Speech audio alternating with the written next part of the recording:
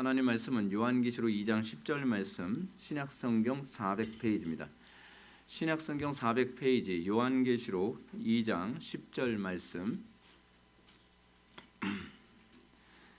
신약성경 400페이지입니다. 찾으셨으면 제가 봉독하겠습니다. 너는 장차 받을 고난을 두려워하지 말라. 볼지어다 마귀가 장차 너희 가운데서 몇 사람을 옥에 던져 시험을 받게 하리니 너희가 10일 동안 환난을 받으리라. 내가 죽도록 충성하라. 그리하면 내가 생명의 관을 네게 주리라. 아멘.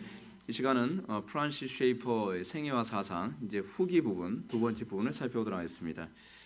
여러분들이 보는 저 이제 부분이 쉐이퍼의 후기 활동하는 모습이고요. 그리고 그 후기 활동에서 저 이제 라브리라고 하는 이제 그 공동체 건물을 여러분 이제 보게 됩니다. 흥미로운 부분이 뭐냐면 이 후기가 그냥 이루어진 것이 아니라 그가 가지고 있는 신앙에 관한 문제에 관해서 심히 고민하는 가운데에 새롭게 영적인 도약을 하게 되는 그 사건이 있었다는 것을 먼저 염두에 두시고 우리가 한번 오늘 강의를 들어가도록 하겠습니다.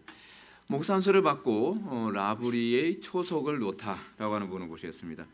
셰퍼는 1938년 우리가 지난 시간에 우리가 이제 셰퍼가 어떻게 예수를 믿게 됐고 그리고 셰퍼가 신학을 공부하게 됐으며 그리고 이제 어떻게 셰퍼의 방향이 이제 서서히 이제 만들어져 가는가 우리가 그런 부분을 보았습니다. 우리가 어저께 지난주에 제가 여러분들한테 설명드렸던 것처럼 지난번에 설명드렸던 것처럼 우리 하나의 하나님의 일꾼으로 만들어지는 것이 그냥 단순히 갑자기 예수 믿고 그때서부터 그냥 막 어떻게 일꾼이 되는 것이 아니라 예수 믿기 이전에 그의 삶이 누적이 되고 그런 부분이 많이 축적이 돼서 나중에 그것을 통해서 하나님께서 또한 영광 받으시고 하나님께서 당신의 나라의 일꾼으로 세워 가신다는 것을 염두에 둘 필요성이 있습니다.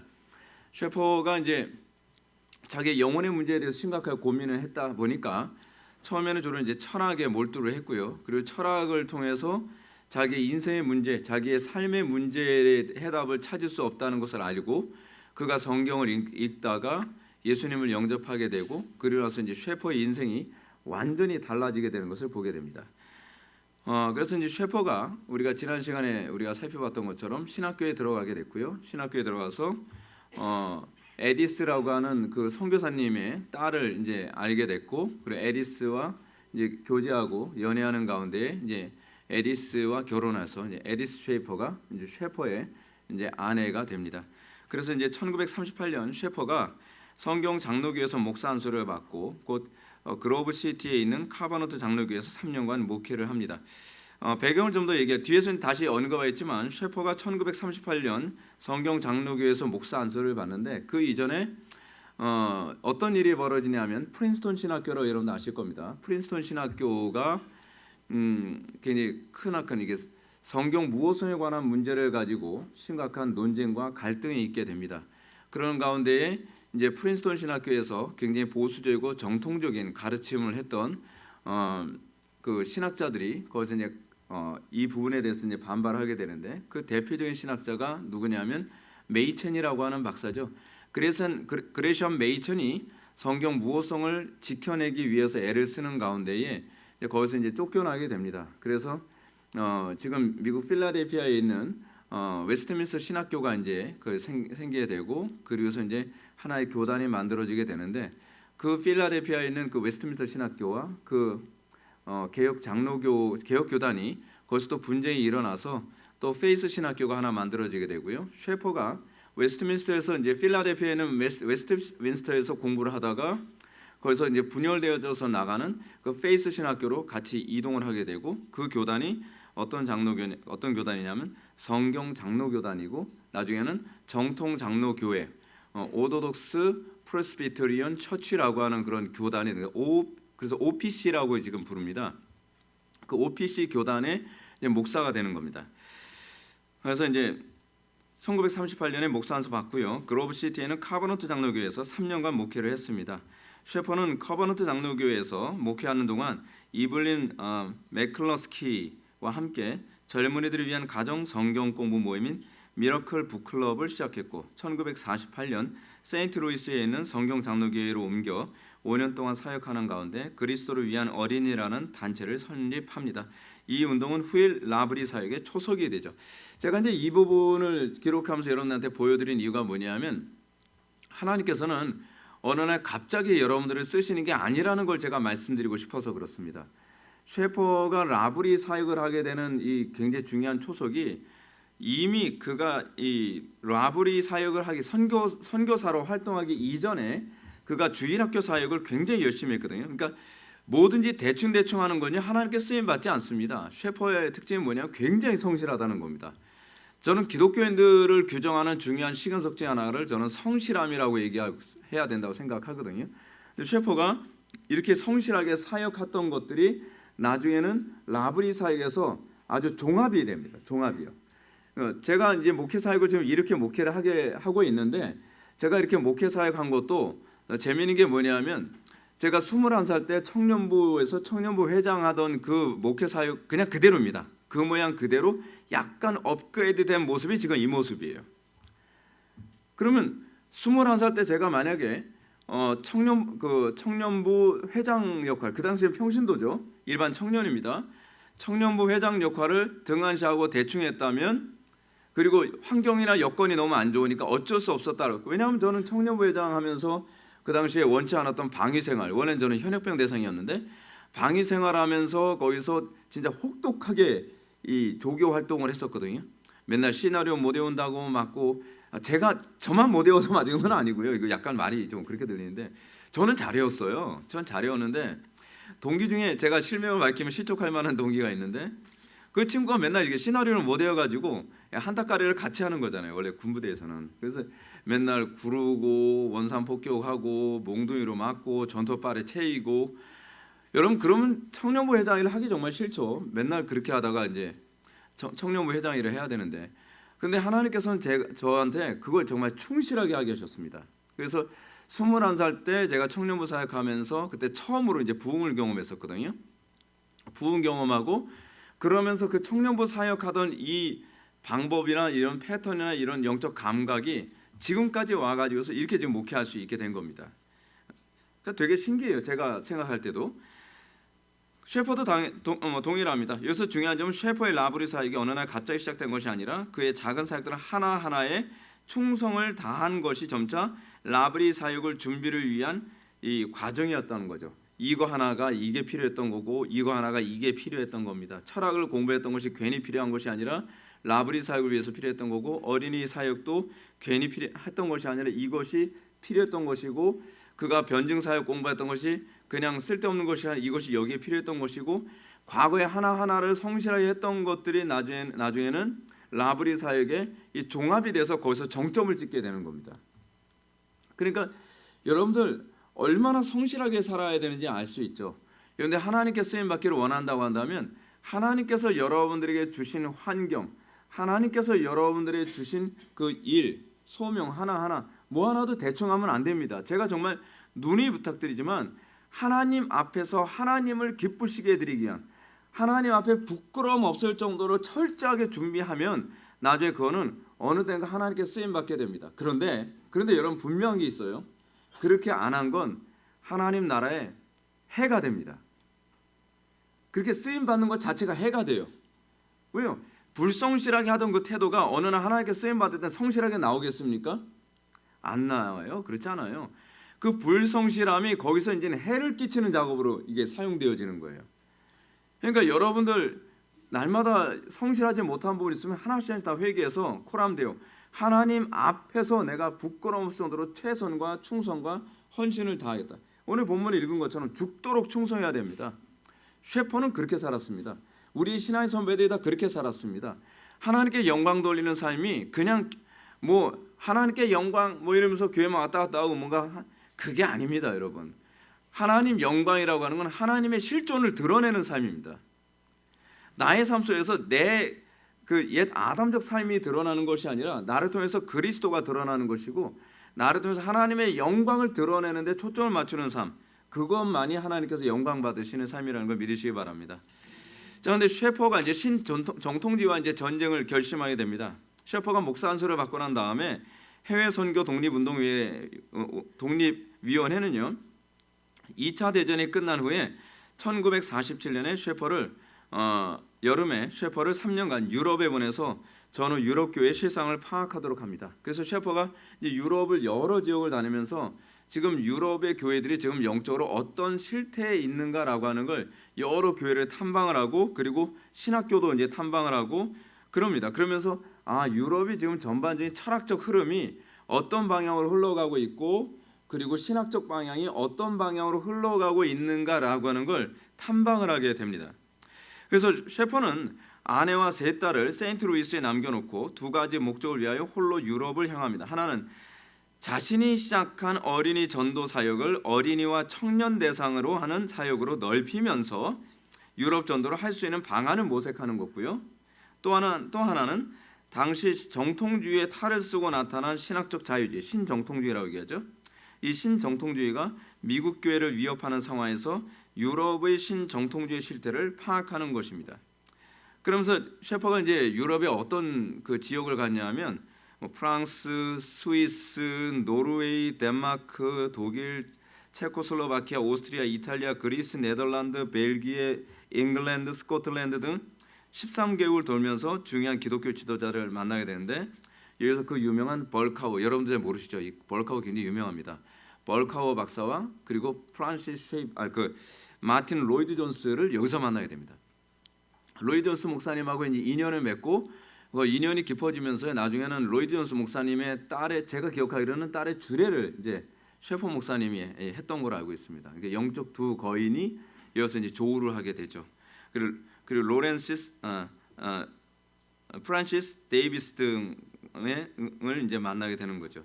그래서 셰퍼가 이제 만난 사람들 중에 칼 바르트도 사실 만납니다. 근데 칼 바르트 만난 사건은 제가 여기다 이제 기록을 하지 않았고요.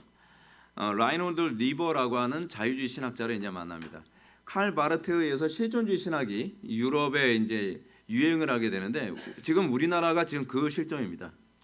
우리나라 교회가 대부분이 실존주의 신학으로 지금 설교를 하고 있습니다. 사람들이 잘 눈치를 못 채죠. 왜냐하면 신학을 전공한 사람들도 잘 눈치를 잘 못 채는데 일반 평신도들이 우리 목사님이 뭐 실존주의로 설교하시는지 성경적으로 설교하는지 잘 모릅니다. 신학적으로 굉장히 민감한 사람들만 그거를 찝어내죠. 그런데 유럽의 교회가 이미 1940년대 때 이미 실존주의 신학으로 자유주의 신학으로 강단이 이제 장악이 됐고 신학교가 장악이 된 상태였습니다. 그 당시에 이제 셰퍼가 그 당시 1940년대 당시에 세계 교회 협의회 WCC, 그러니까 종교 통합이죠. 전 세계 종교를 하나로 통합하는 WCC가 이제 창립을 준비하고 있는 이 과정에서 신정통주의자인 라이놀드 리버가 중요한 역할을 하고 있다는 사실을 확인했습니다. 오슬로에서 리버의 강의를 들은 셰퍼는 기독교를 사회주의적으로 해석하고 있다는 사실, 이 문제가 이거죠. 여러분 우리나라 지금 한국 교회도 점점 기독교를 사회주의적으로 해석하려고 하는 분들 굉장히 많은 거 알고 계시죠? 사회주의, 다시 해서 공산주의입니다. 공산주의. 이 사회주의적으로 해석을 하는 교회들이 얼마나 요즘 인기가 많은지 모릅니다. 제가 이름만 대면 다 아는 유명한 목사님들이 죄다 이런 라이놀드 리버와 같은 사회주의적 해석을 하고 있습니다. 그래서 교회가 뭐 정치에 참여해야 되고 교회가 그 사회복지에 앞장서야 되고 자유주의 운동하고 막 그러는 거예요. 그런 거. 그 라이놀드 리버의 영향에 의해서 WCC가 이제 주도되고 있고 이 유럽의 교회들이 그런 식의 상황이 있었던 거죠. 근데 문제는 뭐냐면 사람들이 눈치를 못 채는 이유가 이겁니다. 설교를 들어보면 하나님의 말씀인데 하나님의 말씀이라는 종교적 맥락은 보유하면서 성경을 해석하고 설교하는 것 같은데 가만히 들어보면 사회주의예요. 예를 든다면 오병이의 기적을 설교하고 나서 그러므로 우리가 모든 사람 다 평등하게 다 잘 살아야 되는 거 아니냐? 성경은 우리들에게 사회 복지를 위해서 교회가 유무상통해야 된다. 그러면서 어떻게 사회주의 시스템이 필요하다.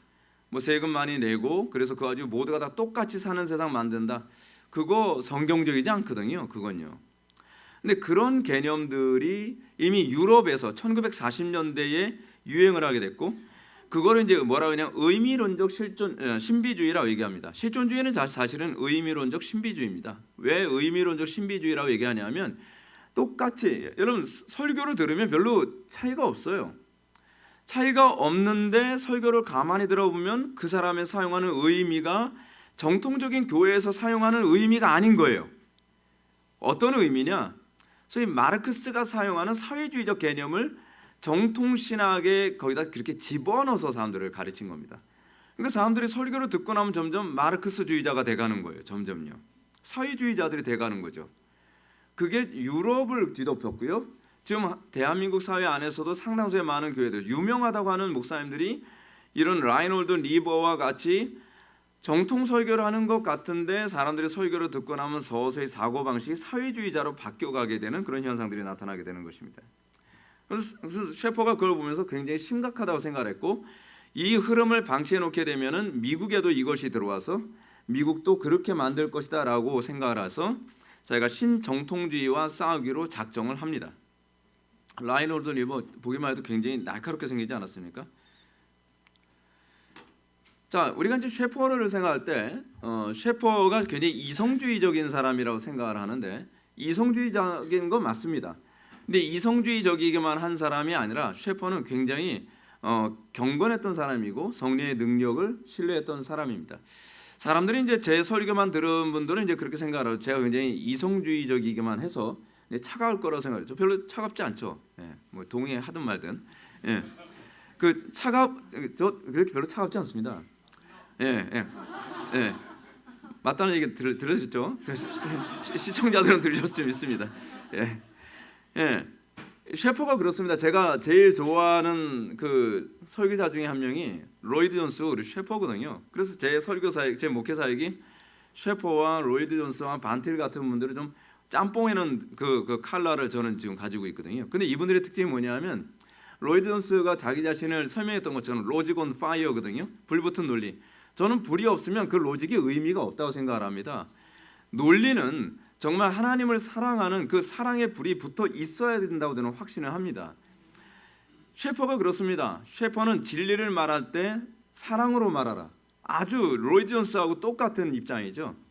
셰퍼는 굉장히 논리적입니다. 근데 그 논리 안에 항상 사랑을 내포합니다. 차갑게 비수처럼 누군가를 죽이기 위한 논리가 아니라 사람을 살리기 위한 논리. 그런 점에서 셰퍼와 로이드 존스는 굉장히 잘 맞을 수밖에 없는 분들이죠. 지금 제가 이제 여러분한테 이제 비행기 사진을 보여드렸는데 셰퍼는 단순히 지성적이기만 한 것이 아니라 초자연적인 체험을 여러 번 경험했던 분입니다. 우리 교회 안에서도 그런 초자연적인 경험이 굉장히 많이 나타나지 않습니까? 뭐 성도들이 같이 기도하면 불치병이 낫기도 하고, 성도들이 같이 기도하면서 문제가 해결되어지고, 성도들이 같이 기도하면서 정말 불가능하다고 생각하는 일들이 막 이루어지는 것을 우리는 굉장히 많이 경험하게 됩니다. 여러분들 우리 교회 기도 엄청 셉니다. 여러분 나라 위해서 기도하는 거요.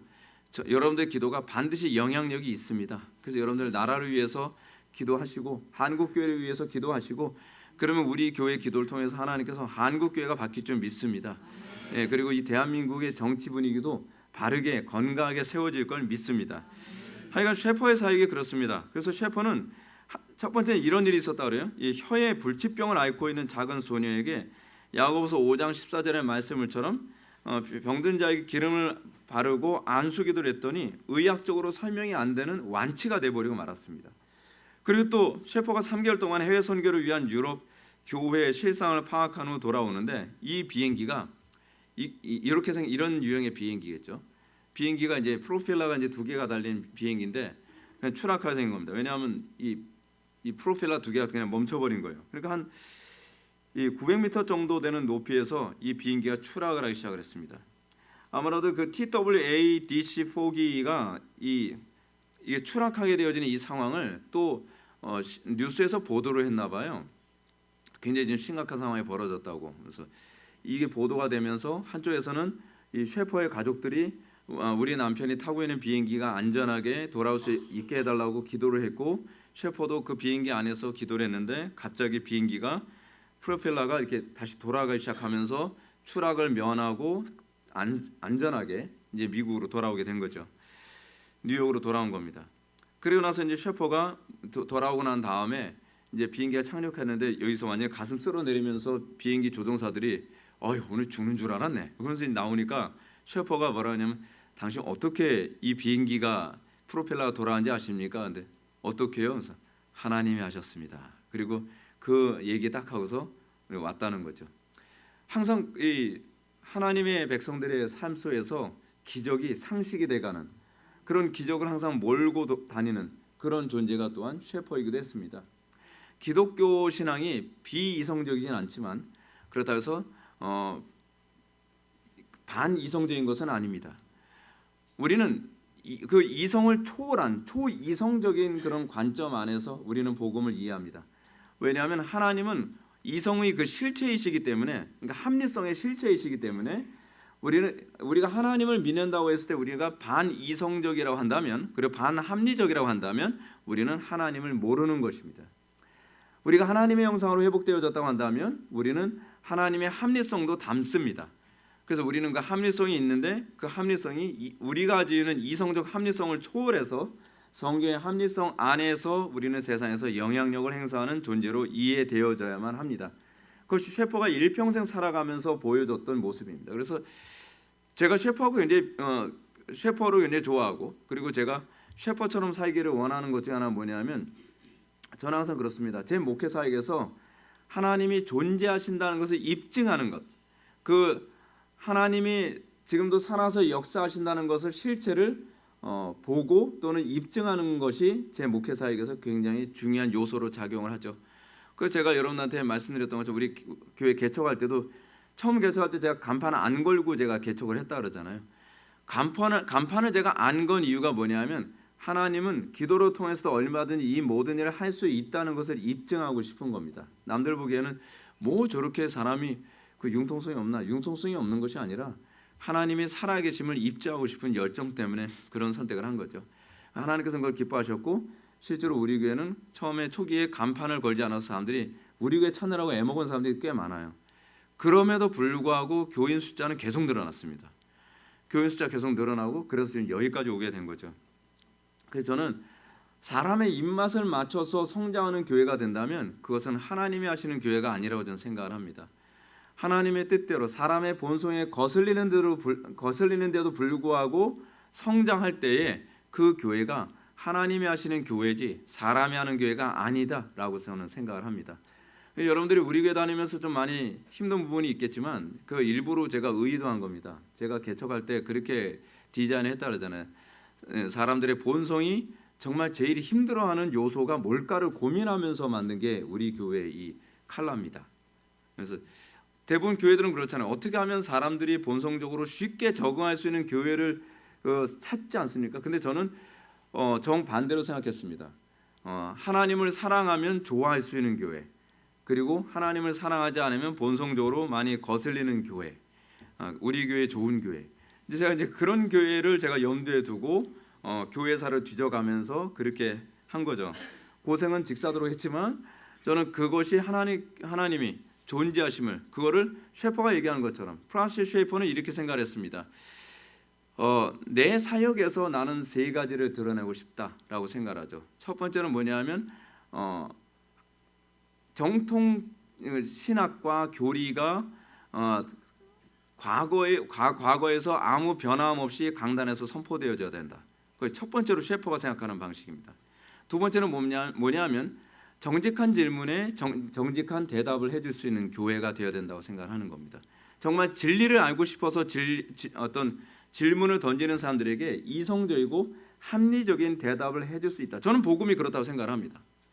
저는 복음이 사람들이 진리에 대해서 궁금해하고 굉장히 합리적으로 이해하고 싶어하는 사람한테 그냥 질문하지 마, 무조건 믿어. 어디 질문이야?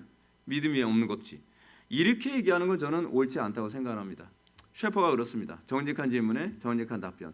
사람들이 정말 진리를 알고 싶어하는 사람들에게 합리적이고 이성적인 답변이 가능하다. 물론 그걸 통해서 그 사람들을 중생시킬 수 있다고 얘기하는 게 아닙니다. 저도 그렇고 셰퍼도 그렇고요. 그런데 복음은 합리적으로 설명할 수 있다고 하는 것이 우리 개혁파가 가지고 있는 사고방식입니다. 그리고 세 번째는 무엇입니까? 세 번째는 하나님의 진리가 이론적으로만 사람들한테 전달되는 것이 아니라 실제적이고, 그리고 하나님의 존재하심을 개인적으로나 공동체적으로 드러냄으로써 하나님의 실존을 드러내는 목회 사역이어야 된다. 그것이 셰퍼가 생각하는 세 가지의 목회적 방향성이었습니다. 저도 그렇습니다. 저는 개인적으로 한 사람의 어떤 영적인 슈퍼스타가 나오는 것이 아니라 공동체적으로 저 사람들이 살아가는 삶의 모습을 보니까 하나님은 살아계시는구나. God who is there. 하나님은 여전히 살아계시고 현재 존재하시는구나 라고 하는 것을 개인적으로나 공동체적으로 그것을 입증할 수 있는 교회. 그것이 제가 목회하는 방향입니다. 그래서 제가 셰퍼를 좋아하는 이유이기도 합니다. 자, 그런 가운데 이제 셰퍼에게 좋은 동역자 한 명이 나타납니다. 한스 로크마커. 이름만 들어도 괜히 동구권 쪽 이름인 것 같죠? 독일식 이름 같지 않습니까? 한스 로크마커. 셰퍼는 1948년 8월에 암스테르담에서 열리는 국제 기독교 연합회에 참석합니다. 여기서 한스 로크마커를 만나는데요. 2차 대전 당시 로크마커는 네덜란드 해군 사관생도로서 여기 제가 좀 문장이 좀 틀려서 제 거는 수정을 했는데 저기는 수정이 안 돼 있어요. 소위 임관을 앞두고 있었다가 독일군이 네덜란드를 침공할 때 체포되어 수용소에 수감되었습니다. 그의 유대인 약혼녀는 아우슈비츠 수용소에서 이제 살해됐고요. 로크마커는 우크라이나의 지금 전쟁 심한 그 우크라이나의 스타니슬라우 포로 수용소에 구금됐다가 거기서 처음 성경을 접하게 됩니다. 이 사람은 만약에 그 포로 수용소 가지 않았다면 성경을 접하지 못했을 것이고 예수를 안 믿었겠죠.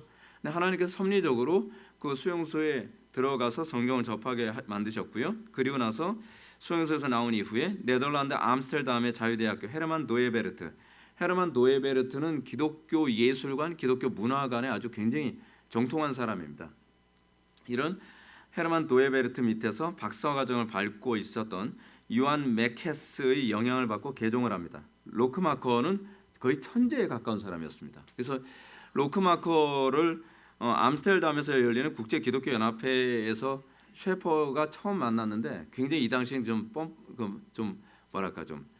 잘난 척 이제 많이 하고 그래서 주변 사람들이 나만큼 철학을 아는 사람이 과연 있을까 하면서 사람들 다 우습게 보던 사람이었습니다. 20대였는데 그러던 가운데서 이 국제 기독교 연합회에 참석했다가 그 셰퍼를 만나서 셰퍼와 어떤 철학적이고 신학적인 대화를 나누면서 엄청 도전을 많이 받게 됩니다. 그래서 한스 로크마커가 나중에 프란시스 셰퍼가 라브리 사역을 하는데 거기까지 찾아와서 셰퍼한테 많은 영향을 받고 그 이후에 라브리에서 강의도 하고 그리고 이 자유대학에서 이 기독교 문화관을 강의하는 굉장히 천재적인 인물로 이제 살았는데 그렇게 오래 못 살고 세상을 떠납니다. 근데 하여간 로크마커는 자기 약혼녀가 아우슈비츠 수용소에서 이제 살해당하고 난 이후에 그러니까 약혼녀의 친구인 앵키 하위트커라고 하는 여자와 이제 사랑에 빠져서 나중에는 그 여자와 이제 결혼을 하게 됩니다. 그 후에 암스테르담 자유대학교에서 예술사 석좌 교수를 맡고 프란시스 셰이퍼의 이제 사역 동역자가 됩니다. 완전히 천군만마를 얻은 거죠. 그래서 저는 그렇습니다. 우리 교회 사역에서도 저런 사역자들, 동역자들이 많이 필요하다고 생각을 합니다. 제가 여러분한테 말씀드리지만 저는 신학자가 아닙니다. 저는 그렇다고 해서 철학자도 아닙니다. 근데 저는 목회는 당연히 이렇게 해야 된다라고 생각을 하기 때문에 이렇게 목회를 할 뿐입니다. 제가 이렇게 목회를 하면서도 우리 교회 안에서 이 한스 로크마커 같은 이런 전문 동역자들이 많이 나타나서 각 분야의 전문적인 사역을 우리 교회 안에서 계속 실행해 날 수 있었으면 좋겠다라는 생각이 듭니다. 그래서 저는 개인적으로 우리 교회 건물이 좀 더 커지게 확장됐으면 좋겠다라는 생각도 좀 하고 있어요. 왜냐하면 이 라브리 사역 같이 어떤 진리에 목말라 하는 젊은이들이 정직한 질문에 정직한 답변해 줄 수 있는 그런 어떤 토론과 지성을 서로 나눌 수 있는 그런 장 또는 그런 도서관. 저는 개인적으로 이제 그런 생각까지 하고 있어요. 우리 교회가 어느 정도 이제 새로운 건물을 하나 더 얻게 된다고 한다면 이 본 건물은 전체를 통째로 도서관 라브리로 제가 사용했으면 좋겠다고 생각을 합니다. 그래서 본당은 도서관으로 하고 그리고 1층이나 그렇지 않으면 3층은 우리가 이제 신학적 토론이나 철학적 토론을 할 수 있는 그런 공간을 만들어서 수시로 사람들이 방문을 하면 저하고 이제 또는 우리 교회 이런 부분에 대해서 잘 훈련되어진 지체들과 어떤 철학적 토론이라든지 신학적 토론을 통해서 진리를 찾고자 하는 자들에게 그런 도전을 줄 수 있는 그런 교회가 됐으면 좋겠다. 생각하는 게 제가 요즘 꾸는 꿈인데 제가 지금 점점 이 50대 중반이라서 언제 하나님께서 서둘러 주세요, 주님. 자, 셰퍼의 성경관 한번 보시겠습니다. 셰퍼의 성경관. 셰퍼는 향후에 바르트의 성경관을 비평하면서 교회와 기독교인들은 성경은 역사적으로나 과학적으로도 오류가 없다는 원리를 철저하게 견지해야 된다는 점을 강조했습니다. 바르트의 성경관은 창세기의 시공간성과 궁극적 모순은 없다 또는 여호수아와 성경 역사의 흐름을 통해서 구체화되었습니다. 이 셰퍼의 사역을, 그러니까 셰퍼의 사상을 공부하는 데서 가장 첫 번째가 뭐냐면 성경관입니다. 우리 개혁파는 여기서부터 시작을 합니다. 조직신학 서론도 성경관, 계시론에서부터 시작합니다. 여러분들이 성경이 정확무한 하나님의 말씀이라는 사고가 없다면 여러분들은 올바른 신자가 아닙니다. 이거는 뭐 장로교인이냐 아니냐 그 문제가 아니라 그냥 올바른 신자냐 아니냐는 성경에 대한 인식에서 시작합니다. 근데 성경이 정확무한 하나님의 말씀이다라고 내가 입으로는 고백을 하지만 성경을 내 방식대로, 내 느끼는 대로, 내 직관으로 해석하고 그때그때마다 내 방식대로 해석한다. 그러면 여러분들은 성경이 정확무한 하나님의 말씀을 믿는 게 아닙니다. 성경의 해석은 딱 하나밖에 없습니다. 성경 해석이 하나밖에 없다. 그 뭔 소리입니까, 목사님? 여러분 제가 입증해낼까요? 예를 들어서 우리가 지금 로마서 강의를 듣는데 바울이 로마서를 기록할 때 그러면 바울은 이렇게도 해석할 수 있고 저렇게도 해석할 수 있게 본문을 기록했을까요? 로마 교인들이 읽을 때? 아니죠. 바울이 로마 교인들한테 본문을 전달할 때는 로마 교인들이 이렇게 이해하길 바란다라고 하는 분명한 인식이 있습니다. 예를 들어서 고린도전서도 그렇잖아요. 고린도전서는 굉장히 많은 질문들을 담고 있습니다. 그래서 바울은 고린도 교회에서 던져진 그 질문에 대해서 하나씩 답변을 하기 위해 고린도전서를 쓴 거거든요. 그 중에서 가장 유명한 것이 여러분들이 잘 알고 있는 교회 안의 질서에 관한 문제, 그리고 은사에 관한 문제들, 이런 문제를 다룬 게 이제 고린도전서거든요. 그러면 이렇게도 해석할 수 있고 저렇게도 해석할 수 있는 게 아니죠. 우리가 이렇게도 해석하고 저렇게도 해석하는 것뿐이 편지입니다, 여러분. 그래서 고린도전서, 그러니까 바울 서신이라고 얘기하는데, 그래서 수신자가 있고요. 그러니까 그 당시에 그 편지, 그 성경이 기록될 당시에 수신자들의 문제를 염두에 두고 그 문제를 해결하기 위해서 기록된 것이 성경입니다. 그렇다고 한다면 본문의 해석은 딱 하나밖에 없죠. 그거를 주석적 설교라고 얘기하죠. 본문을 주석적으로 정확하게 바울의 의도와 신학적 패턴을 분명히 이해하고서 본문을 해석하는 겁니다. 그 엑세지저스라고 얘기해요. 성경 해석학에서 얘기하는 부분입니다. 그리고 난 다음에 본문을 그 당시 수신자들의 입장에 맞춰서 본문을 해석하고, 그리고 난 다음에 우리는 에이스지저스, 그 본문을 가지고 다시 어떻게 우리에게 동일한 방식으로, 동일한 패턴으로 적용할 것인가가 바로 설교입니다. 그러니까 에이스지저스가 없으면 설교가 아니라 주석이에요. 성경은 주석하고, 그걸 주해라고도 얘기하죠. 주해하고, 그리고 난 다음에 이것을 오늘날 우리에게 적용하는 것을 통해서 설교로 나오게 되는 겁니다. 그러니까 해석은 하나예요. 이렇게도 해석할 수 있고 저렇게도 해석할 수 있는 것이 아닙니다. 근데 문제가 뭐냐면 20세기에 칼 바르트가 등장하면서 성경은 내 마음에 그때그때면 느끼는 대로 해석하는 것이다. 그래서 성경의 본문은 내가 이것이다 라고 잡히면 그것이 하나님의 말씀이 된다는 것이 바로 그 당시의 주장이었거든요. 그것이 한국교회 안에서도 흔하게 드러나고 있습니다. 그러니까 칼 바르트가 이 부분 가지고 설교를 하니까 반틸의 제자가 칼 바르트의 이 강의를 듣고 나서 이렇게 질문을 던진 거죠. 칼 바르트 선생님, 질문이 하나 있습니다. 칼 바르트도 먼저 여러분들 이해해야 될 게, 이 사람 또 신학자가 아니라 설교자였습니다. 이거 여러분들이 먼저 이해해야 될 부분이에요. 칼 바르트가 강의를 하고 난 다음에 질문했는데, 자, 바르트 선생님, 여기서 이 성경 구절이 이 부분이 이렇게 해석됐다고 하십시다. 나는 이 본문을 이게 옳다라고 이렇게 해석이 됐습니다. 근데 또 다른 사람이 같은 본문을 가지고 정반대로 이것이 옳다라고 생각을 했습니다. 그렇다고 한다면 그 본문은 이 사람이 해석한 것이 하나님의 말씀입니까? 저 사람이 해석한 것이 하나님의 말씀입니까? 당신은 당신의 마음에 와닿는 것이 하나님의 말씀이라고 얘기하는데, 그러면 이쪽하고 이쪽이 서로 정반대로 해석했는데, 그러면 이 두 개가 다 하나님의 말씀이 됩니까? 라고 질문을 던지니까 칼바르트가 뭐라고 대답했다고요? 너 반틸 제자지. 이렇게 질문을 할 말이 없는 거예요. 왜냐하면 맞는 얘기거든요. 사실은 칼바르트가 제일 싫어했던 사람이 두 사람인데요. 그 중에 한 사람이 반틸이고요. 또 한 사람이 셰퍼였습니다.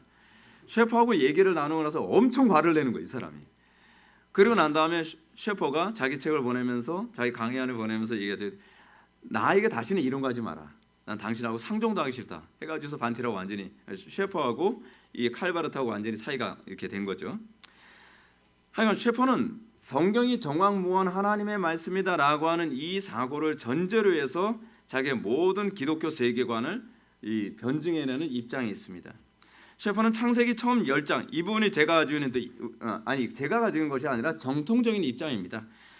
창세기 처음 10장, 1장부터 10장까지는 역사성을 인정하지 않는다면 모든 성경의 교리들이 무너진다는 점과, 성경은 역사적이고 과학적으로 분석해 보아도 오류가 없으며 인간의 구원의 문제뿐 아니라 우주의 기원의 문제에 대해서도 참된 답변을 주는 책임을 강조했습니다. 우리 분명히 기억해야만 합니다. 창세기 1장부터 10장까지는 분명한 역사입니다. 근데 요즘의 신학자들 중에 상당수 신학자들이 특히 1장부터 3장을 역사적 사건으로 안 봅니다. 상징적인 사건이라든지 전승이라든지 뭐 이야기라고 그렇게 얘기합니다. 그래서 그거를 이 칼바르트는 히스토리에냐 그렇지 않으면 게시히테냐라고 하는 이런 독일어를 사용하는데, 게시히테, 히스토리는 역사라는 얘기고요. 게시히테는 그냥 이야기란 얘기입니다. 근데 요즘 신학계에서는 창세기 1장부터 10장을 히스토리에로 보지 말고 게시히테, 그냥 이야기, 만담, 뭐 전승 이 정도로 이해하자라고 보는 것이 요즘의 신학적 동향입니다. 전반적으로 그렇게 지금 돼가고 있어요. 자, 살아계신 하나님과 라브리 사역. 셰퍼는 네덜란드에 3주간 체류한 후에 로잔의 로지아즈로 거처를 옮깁니다. 셰퍼는 강연 초청에 응했고요. 유럽 전역에 그리스도인을 위한 어린이 사역을 시작하는 일과 신정통주의와 세계교회협의 WCC를 통하여 전개되는 에큐메니즘, 보편주의, 교리적 차이나 종교적 차이를 무시하고 하나가 되자는 운동에 저항하도록 교회를 준비시키는 일에 전념했습니다. 셰퍼는 전체주의를 받아들이면서도 전제주의입니다. 이 부분이 굉장히 중요합니다. 셰퍼는 전제주의를 받아들이면서도 증거주의를 채택하여 무신론자들과 논리적으로 논쟁을 했습니다. 전제주의는 코넬리우스 반틸, 셰퍼의 스승이었던 코넬리우스 반틸한테 배운 변증 방식이고요. 또 하나 증거주의라고 하는 것은 구 프린스턴 학파가 복음을, 좀 어렵죠. 어려워도 그냥 알아서 들으세요. 구 프린스턴 학파가 복음을 변증하는 방법으로 사용했던 것이 증거주의입니다. 증거주의가 뭐냐 또 설명하는 또 시간이 많이 걸려서 제가 이건 별로 설명은 안 할게요. 근데 이제 이 부분에 관해서 사람들이 이런 얘기를 많이 합니다.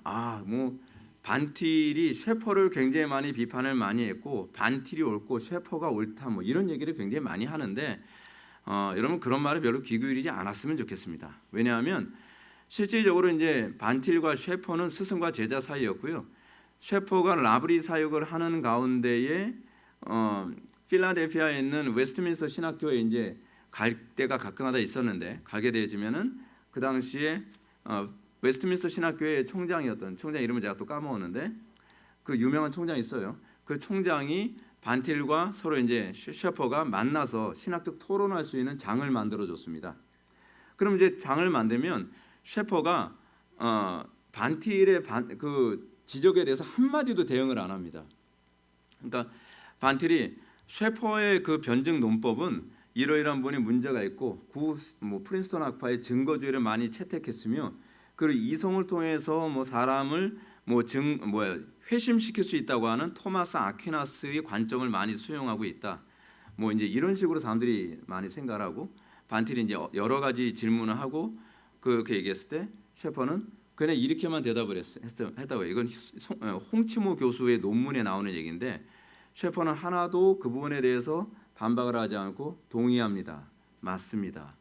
그리고 교수님 말씀하시는 모든 부분은 다 녹음해 놓지 않은 게 아깝습니다. 이거를 라브리에는 우리 가족들에게 들려줬다면 굉장히 큰 유익을 얻었을 것입니다. 그렇게 얘기했다는 거예요. 그러니까 셰퍼는요, 자기 스승에 대해서요 공격적이지 않았습니다. 자기 스승이 한 말에 대해서 자기가 생각하는 부분이 좀 다르다 한다 할지라도 그 부분을 다 존중하고 참고 다 수용을 하는 그런 입장에 있었어요.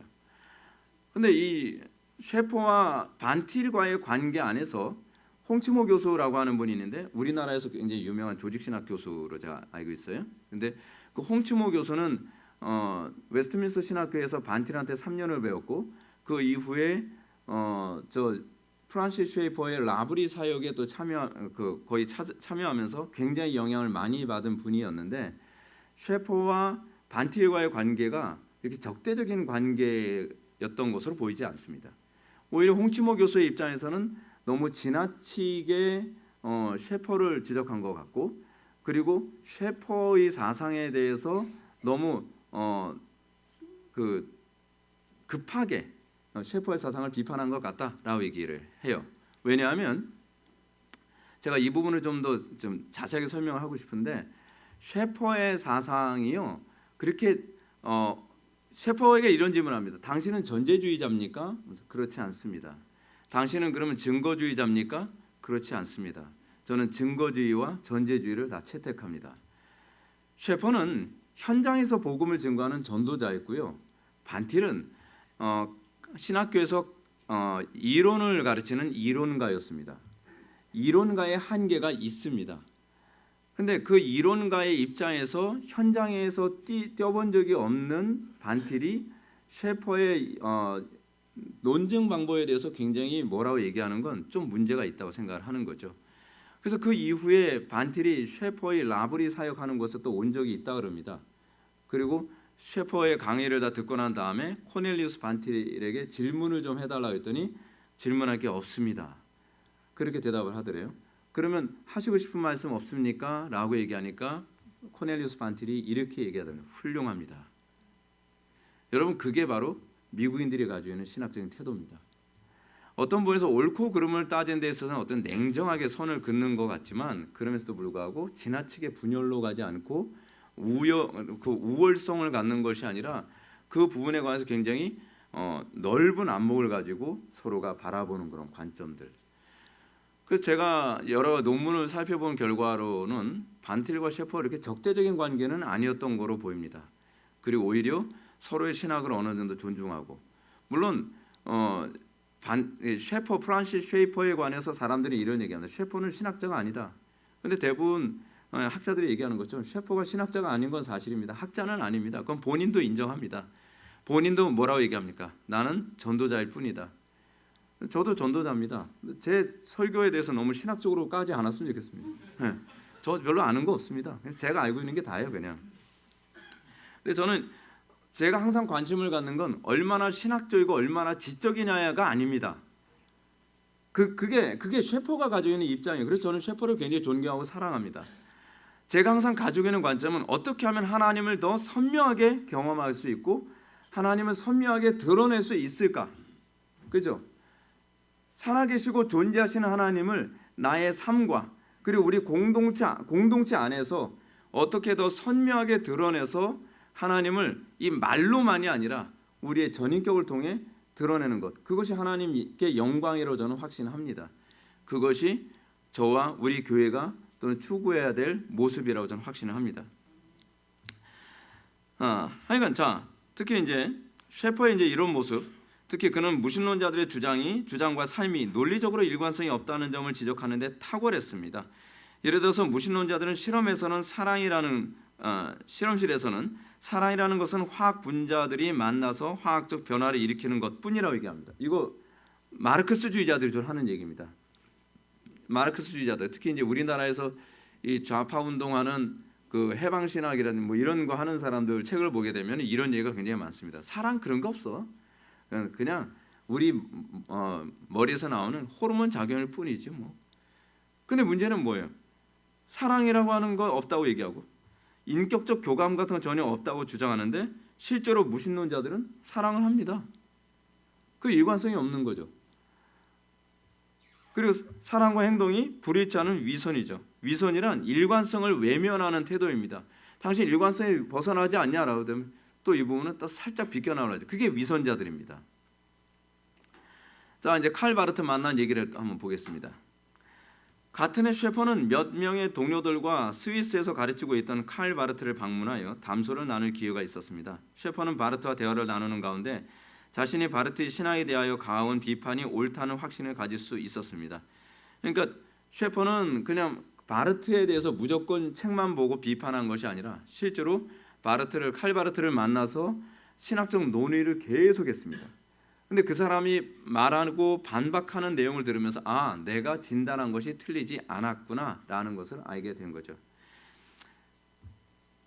바르트는 셰퍼가 자신의 비판하는 글을 보내준 것을 읽습니다. 읽고 나서 셰퍼와의 관계를 단절하는 답장을 보냅니다. 답장을 읽으면 굉장히 화가 많이 나 있어요. 당신은 마치 범죄자를 치조하듯이 내 글을 나에 대해서 비판하였군요. 뭐 이런 내용이에요. 근데 사실이거든요. 그래서 이제 셰퍼와 바르트와의 관계는 거기서 이제 끝나게 됩니다. 자, 근데 그 다음이 이제 중요합니다. 셰퍼의 위기입니다. 저는 셰퍼의 이 모습이 정말 굉장히 좋습니다. 고뇌하는 그리스도인의 모습. 그리스도인은 어떤 존재인가? 그리스도인은 고뇌하는 사람입니다. 그리스도인은 고민하는 사람입니다. 기독교인들은 가볍지 않습니다. 저는 그냥 가볍게 아무 생각 없이 영접 기도만 하면 천당 간다고 하는 그 거짓 복음에 대해서 굉장히 혐오스럽게 생각합니다. 진리는 무게가 있습니다. 근데 아무 생각 없이 그냥 가볍게 영접 기도했으니까 구원받는다? 아닙니다. 자기 영혼의 문제, 자기 실존의 문제, 그리고 내 철학적인 문제에 대해서 심각하게 고민을 하고 그 가운데서 진지하게 예수님을 영접하는 겁니다. 그걸 성경은 뭐라고 얘기하죠? 비용 계산이라고 얘기하는 거죠. 비용 계산하는 겁니다. 내가 하나님 앞에서 내 모든 것을 다 바칠 것인가 말 것인가, 내 인생을 하나님께 드리며 살 것인가 말 것인가 심각하게 고민하는. 셰퍼가 예수님을 영접하게 되는 과정도 그 과정이었고, 셰퍼는 원래 불가지론자였는데 그 사람이 그 고민하면서 예수님을 영접한 이후에 이런 삶을 살게 된 거죠. 셰퍼의 위기가 다시 이 부분에 대한 문제로 불거지기 시작을 합니다. 이 무렵 셰퍼를 힘들게 했던 또 한 가지 문제가 있었습니다. 그것은 정통신학을 가진 사람에게 정통신학에 걸맞는 열매, 특히 사랑의 실천이 거의 나타나지 않고 있다는 사실입니다. 어쩌면 제가 고민하는 부분하고 똑같은지 모르겠습니다. 제가 개혁파 신학을 추구하지만 개혁파 교회들을 바라볼 때에 제가 가지고 있었던 실망감과 딜레마가 이거였습니다. 나하고 조금이라도 다르면 무조건 다 분열을 하는 겁니다. 관계를 단절합니다.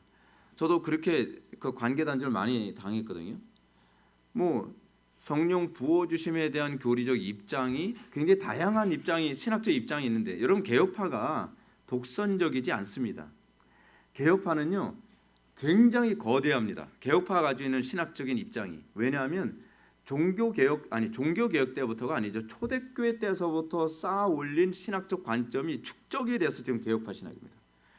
그러니까 우리의 신학은요 1차적으로는 바울의 신학이고요, 그 다음에 아우구스티누스 같은 사람, 교부들의 신학이 축적되어 있고요, 그 이후에 칼빈이라든지 베자라든지 그렇지 않으면은 그 루터라든지 이런 여러 신학자들의 신학이 계속적으로 검증되고 논쟁되어지고 이것이 성경에 부합하는가 부합하지 않는가에 관한 심각한 고뇌 가운데서 이것이 변증되어지면서 토대가 쌓여져서 여기까지 온 겁니다.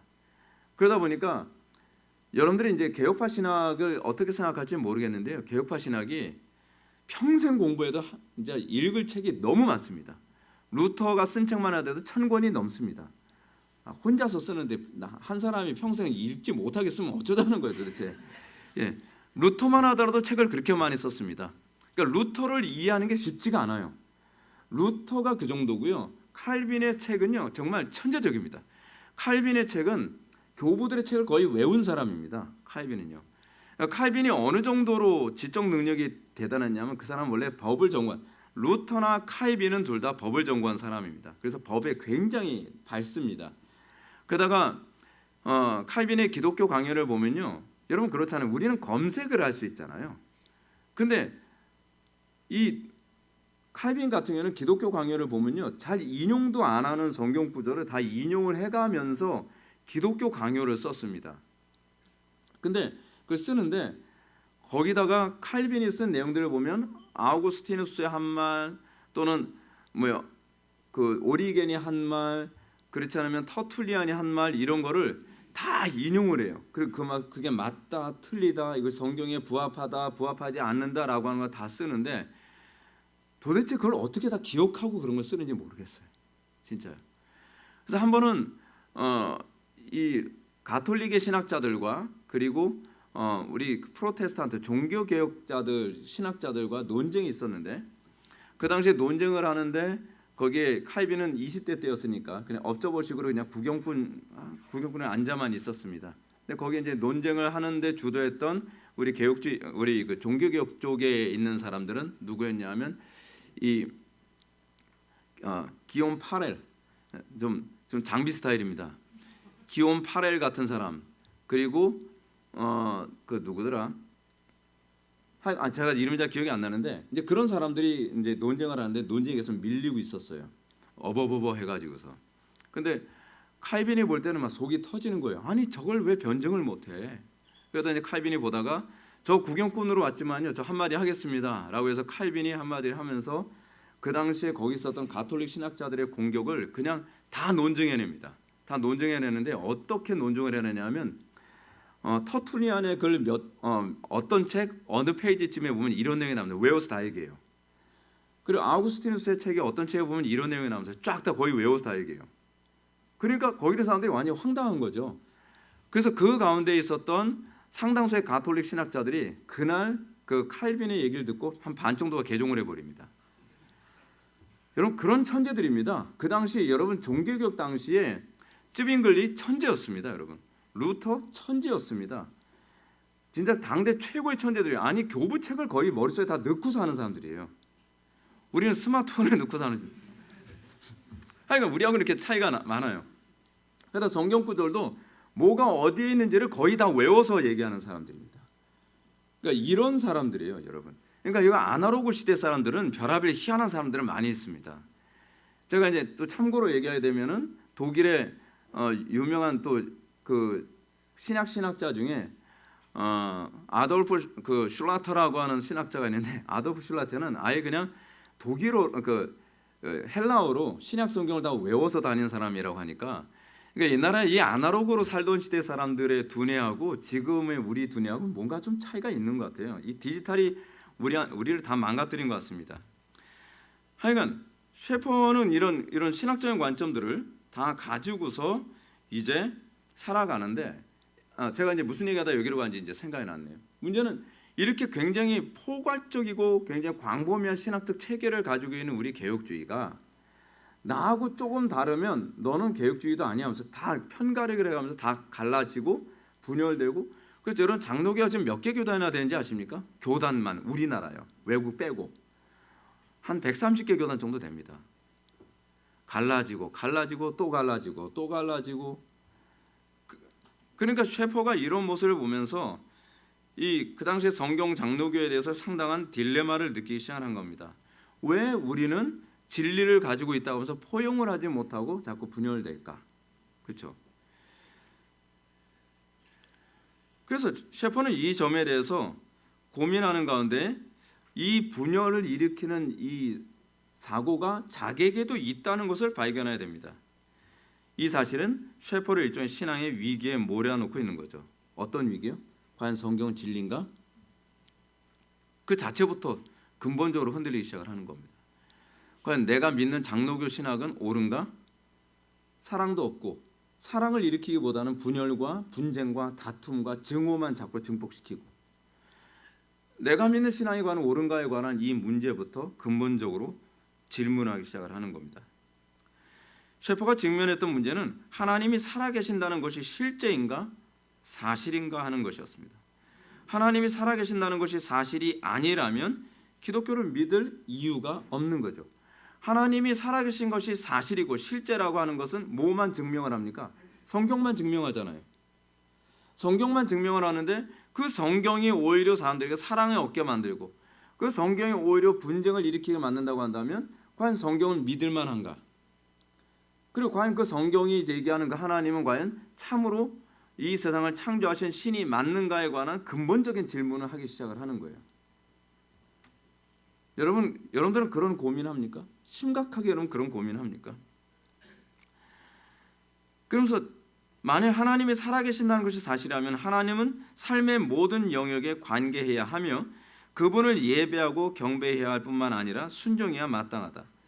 그러면서 셰퍼가 이 문제에 대해서 고민합니다. 셰퍼는 자기 자신이 본래 불가지론자, 그러니까 불가지론이라고 하는 얘기는 무슨 얘기냐면 신 존재를 우리가 이성으로 알 수 없다고 생각하는 토마스 헉슬리의 입장을 지금 얘기하는 거거든요. 토마스 헉슬리가 처음 이 표현을 만들었습니다.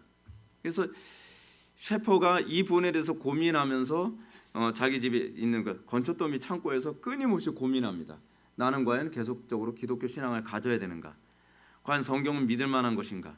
그리고 과연 하나님은 실제하시는 분이신가에 관한 부분에 관해서 심각하게 고민하고 그 안에서 계속 이 문제가 결판질 때까지 기도하는 거예요. 그 당시에 이제 에디스 쉐이퍼가 하는 말이 그겁니다. 저는 제 남편이 이 문제로 고민할 때 굉장히 두려웠습니다. 셰퍼가 그 건초더미 창고로 들어가면서 그런 얘기했거든요. 나는 다시 불가지론으로 돌아가서 근본적인 것부터 다시 점검해 봐야 되겠다. 제가 여러분들한테 우리 교회 왔을 때 신앙생활하는 거에 관해서 제가 요청하는 게 그겁니다. 여러분들이 우리 교회 와서 근본적인 것부터 다시 점검하길 바랍니다. 아주 근본적인 것부터 점검하지 않으면 여러분들의 신앙이 안 됩니다. 근데 여러분들은 상당수가 내 신앙은 이 정도면 괜찮아라고 하는 것에서 출발하니까 발전이 없는 겁니다. 근데 정직해져야 됩니다. 나는 과연 진짜 믿고 있는 것인가? 내가 믿는 하나님은 과연 성경이 하나님인가? 그죠? 제가 여러분들한테 계속 던지는 질문이 그거 아닙니까? 셰퍼가 그 건초더미 창고에서 그 고민을 하면서 씨름하기 시작을 합니다. 그래서 이제 그렇게 생각하는 거죠. 에디스 쉐이퍼는 이렇게 생각했습니다. 제 남편이 만약에 하나님이 존재하지 않는다라고 불가지론 다시 돌아가게 된다면 어떻게 될까? 너무 끔찍했다 그럽니다. 왜냐하면 우리 남편은요, 한번 그쪽이 옳다고 생각하면 그쪽에서 제동이 걸리지 않고 그쪽으로만 무조건 달려가는 열정적으로 달려가는 사람이었기 때문에 남편이 만약에 불가지론으로 갔을 때는 과연 어떻게 앞으로 인생을 살 것인가 자체가 두려웠다고 얘기를 해요. 근데 그 안에서 셰퍼가 기도하는 가운데 성령의 강력한 체험을 합니다. 그리고 나서 하나님은 여전히 살아계시며 하나님은 존재하시고 그리고 자신이 믿는 하나님은 성경의 하나님이시다. 그리고 그 하나님을 깨닫고 나서 셰퍼는 이렇게 얘기합니다. 진리를 선포할 때 사랑으로 증거하라. 그것에 대해서 눈을 뜨기 시작을 합니다. 이 고뇌를 잘 보여주는 책이 바로 진정한 영성, True Spirituality가 바로 그 책입니다. 라브리 사역의 이제 도화선. 흥미로운 게 뭐냐면 이 사역을 기점으로 해서 라브리 사역이 시작됩니다. 이 사역을 기점으로 해서 사람들이 진리에 대해 궁금해하는 사람들이 모여들기 시작하라고 그 사람들에게 정직한 질문에 정직한 답변을 해주는 라브리 사역이 시작되고 그래서 거기에 스위스에 거기다 이제 라브리 건물을 짓고서 엄청난 사역으로 확장되기 시작을 하는 거죠. 셰퍼가 자신의 영혼의 문제에 대한 정직한 대면과 개혁은 라브리 사역의 기초를 놓았습니다. 이를 통해서 그는 정직한 질문에 정직한 대답을 줄 수 있는 사역자로 변모한 것입니다. 이렇게 준비된 그에게 하나님은 쌍페리에 있는 예배당에서 설교를 하는 가운데 이 지역의 교양 학교에 공부하던 젊은 여성들과 다양한 문제들에 대한 대화를 하기 시작합니다. 이때부터 여러 곳에서 방문객들이 셰퍼의 산장에 찾아와 다양한 문제들에 대한 대화와 토론을 가지기 시작하죠. 그러나 이 사역은 그다지 순조롭지 못했습니다. 왜냐하면 그가 안식년으로 귀국한 후에 교단이 사소한 교류로 형제들과 논쟁에서 이기려고만 할 뿐 사랑의 실천을 보이지 못한다고 비판했기 때문입니다. 이로 인해서 그러니까 무슨 얘기냐면 셰퍼가 다시 이제 안식년이 생겨서 교단으로 다시 돌아왔거든요. 선교사니까 교단으로 돌아왔더니 거기서 사소한 교리 논쟁 가지고 또 싸움박질을 계속하고 뭐 교단이 뭐 분열되냐 뭐하냐 뭐 계속 그러고 있는 거예요.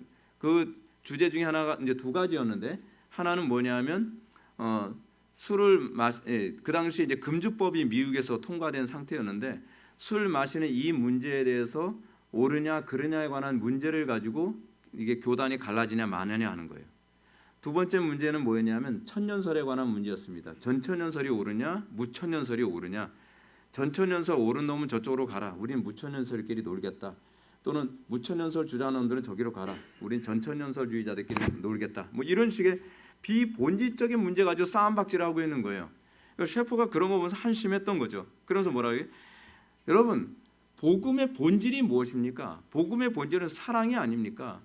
그리고 본질적인 것을 지키기 위해 분열하는 것은 옳지만 비본질적인 가지고서 교단이 싸우고 분열되고 다툰다고 한다면 하나님이 과연 기뻐하시겠습니까? 라고 이런 얘기 했다가 미운 털 박혀가지고 더 이상 선교 지원 안 해. 저기 어디서 네 가지 없는 것 같으니. 그러면서 이제 선교 지원이 그냥 다 끊겨버린 거예요. 근데 셰퍼가 선교 지원이 끊겼는데 그렇기 때문에 아이고 큰일 났다가 아니라 그래 그러면 난 하나님만 의지하지. 이제는 선교 지원은 사람한테 받지 않겠다. 이제는 하나님께 받겠다 하면서 이제 전능하신 하나님께만 도움을 청하기로 결심하고 기도를 의지합니다. 어떻게 되느냐? 놀랍게도 여행사의 돈을 이제 납부하는데 이제 셰퍼가 다시 스위스로 돌아가야 되는데 비행기 표값이 없는 거예요. 그래서 하나님께 기도합니다. 그 에디스 쉐이퍼한테도 그런 얘기하는 거죠. 여보, 우리 이제 다른 선교 단체나 그렇지 않으면 교단 본부에게 얘기하지 말고 하나님께서 우리에게 보내주시기를 기도합시다. 해가지고 아무에게도 연락 같은 거 안 하고 기도만 합니다. 하나님, 지금도 살아서 역사하신 줄 믿습니다. 우리에게 이 비행기 표값을 허락해 주셔서 우리가 다시 이 스위스에 돌아가서 복음을 증거할 수 있게 해주십시오. 그 기도가 시작된과 동시에 돈이 들어오기 시작을 합니다. 뭐 그 우편으로도 오고 옛날엔 뭐 우편으로 오잖아요. 지금도 보니까 미국에서는 우편으로 이렇게 돈을 보내주더라고요. 그게 우편으로도 오고 뭐 어떻게 송금도 오고 이렇게 저렇게 해서 오기 시작을 하는데 점점 이제 비행기 타고 갈 날이 가까웠는데 돈이 계속 차곡차곡 오는 거예요. 그러더니 비행기 표를 사서 갈 수 있는 날짜가 되니까 돈이 딱 맞아지고 센트까지 맞아지더라는 거예요. 그리고 나서 더 이상 돈이 안 들어오더라는 거죠. 그래서 셰퍼 가족들이 그 돈을 가지고 비행기 타고 라브리로 다시 돌아갈 수 있게 된 겁니다. 그래서 마지막 날짜인 1954년 7월 29일 이전 3주간에 걸쳐 여행 경비가 모두 들어왔고요. 마지막 필요한 돈은 마지막 날에 들어왔다는 거죠. 셰퍼 가족은 이를 통하여 유럽 여행이 하나님의 뜻이라고 확신했고 역시 하나님은 지금도 살아서 역사하시는 분이시라는 것을 다시 한번 확인할 수 있는 기회가 됐다고 얘기합니다. 그러나 하나님은 하나님이 살아계시다는 사실을 믿기로 결심한 셰퍼 가족을 시험하시기라도 한 것처럼 유럽에 오는 시간부터 셰퍼 가족에게 여러 가지 고난을 안겨다 주셨습니다. 특히 아들 프랭키가 유럽으로 오는 도중에 소아마비가 걸렸는데 스위스에 도착하기까지는 적절한 치료를 받을 수가 없었습니다. 그래서 이 프랭키는 결국 이제 소아마비로 이제 평생 이렇게 살아요. 영화 감독 이제 됐거든요. 네, 그렇게 삽니다. 스위스에 도착한 후에는 둘째 딸 수잔이 류머티성 열병에 걸려 2달간 앓아 누웠습니다. 자, 라브리 사역의 이제 시련과 기적. 셰퍼 가족은 앞으로 자신들이 수행하게 될 사역을 영적인 위기를 벗어난 사람들의 피난처를 마련한다는 의미에서 피난처라는 뜻을 가진 프랑스어 이 라브리라고 정한 겁니다. 그리고 나서 이제 상페트리에 도착합니다. 그러나 스위스에 도착한 셰퍼 가족을 기다리고 있었던 것은 로마 가톨릭 주인이 셰퍼가 이제 그 지역에 너무 영향력을 많이 끼친다고 생각해요. 이 스위스 같은 경우에는요 가톨릭 지역이 있고요, 그리고 프로테스탄트 지역이 있고 그 종교 색깔이 다 이렇게 나눠져 있습니다. 그게 언제 나눠진 거냐면 종교개혁 당시에 나눠진 거였거든요. 종교개혁 당시에 뭐 그러니까 예를 들어서 어느 스위스 어느 지역의 성주인가요? 하여간 그 지역을 지배하는 사람이 난 가톨릭이야. 그럼 거기 나 가톨릭이 되는 거고, 난 프로테스탄트야, 그럼 다 프로테스탄트가 되고 그런 거예요. 근데 그 전통이 셰퍼 당시에도 그대로 있었던 거예요. 근데 셰퍼를 통해서 이 프로테스탄트 신앙이 자꾸 확산되는 것 같으니까 이 집 주인이 신고를 해버린 겁니다. 이 사람이 종교적인 가톨릭의 지역에서 프로테스탄트 영향력을 자꾸 끼친다고요. 그래서 강제 추방령이 내려졌는데 이런 상황은 셰퍼 가족들로 하여금 또 굉장히 그 위기를 맞이하게 된 거죠. 그런데 셰퍼 가족의 친구가 됐던 그 당시 그 지역의 친구였던 마을 유지 엑스 헨리가 1951년 복음주의로 개종을 하면서 세례를 받습니다. 천주교에서 기독교로 개종을 한 거예요. 그래서 기독교로 개종을 했는데 이 사람이 어떤 사람이냐면 그 당시에 스위스 대통령의 친인척 관계였던 거예요. 그래서 그 관계 때문에 다행히 이 문제를 해결하게 되고요. 그리고 그리스도를 위한 어린이 교실이 부흥하는 것을 보고 지역 주민이 당국에 이제 고발을 했는데 이 문제도 해결이 됩니다. 셰퍼 가족은 이때 인간의 도움을 얻기 위해 애쓸 것인가, 아니면 살아계신 하나님의 초자연적 도움을 의지할 것인가를 이제 또 고민하게 됩니다. 이거 누구한테 말하면 해결될 것 같은데 그런 거 있잖아요. 근데 사람한테 의지하지 말자. 하나님이 하시도록 하자. 그래서 또 기도하면서 믿음으로 이 문제를 돌파합니다. 그리고 하나님을 향한 믿음은 이론상으로 또는 영혼 안에서 머물러서는 안 되고 실질적이고 물질적인 삶 속에서도 실천적으로 입증되어야 한다라고 보는 것이 셰퍼의 입장입니다. 그러니까 우리는 뭐 영혼 안에서 믿음, 아니 실질적이고 현실 안에서도 입증되어져야 된다라고 보는 거죠.